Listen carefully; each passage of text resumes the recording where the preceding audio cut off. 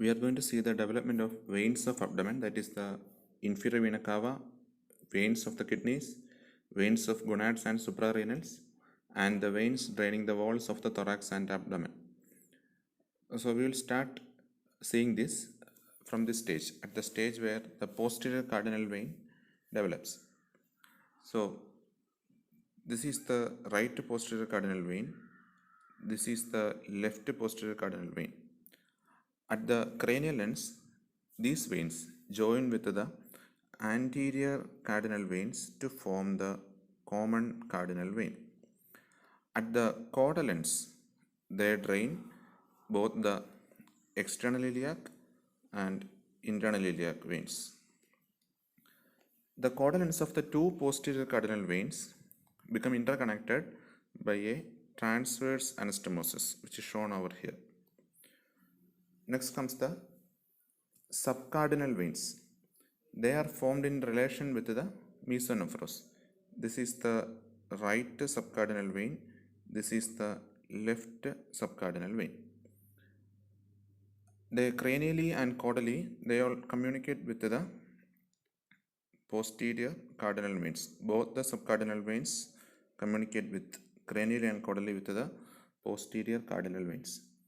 They receive the veins from the developing kidneys around this region.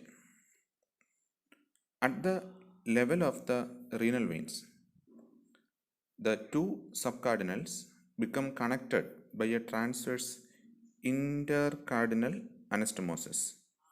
This is anterior to the aorta, so it is also known as pre-aortic anastomosis. The cranial part of the right subcardinal vein, they establish an anastomosis with the right hepatocardiac channel. This is the right hepatocardiac channel, and this is the anastomosis between the cranial part of the right subcardinal vein and the hepatocardiac channel. Next comes the supracardinal veins. This is the left supracardinal vein. This is the right supracardinal vein. They are also known as thoracolumbar veins.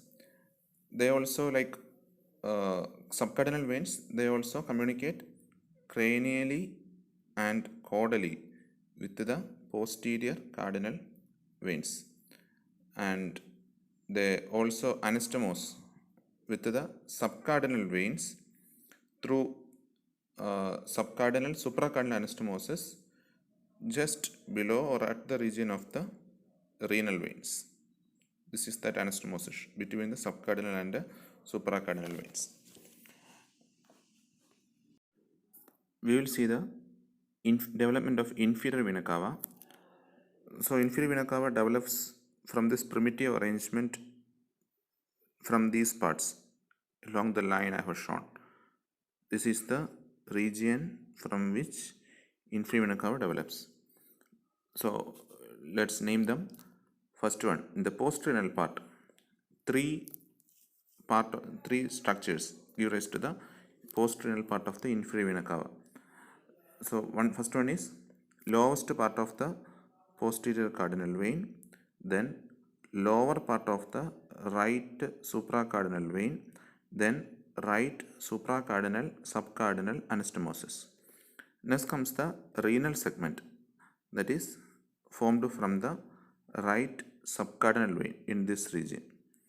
Next comes the hepatic segment of inferior vena cava, that is developed from the subcardinal hepatocardiac anastomosis and right hepatocardiac channel.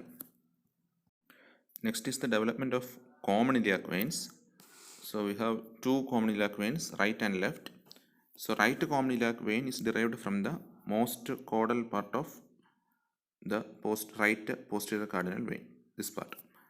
The left common iliac vein represents the anastomosis between the two caudal part of the two posterior cardinal veins plus the caudal part of the left posterior cardinal vein.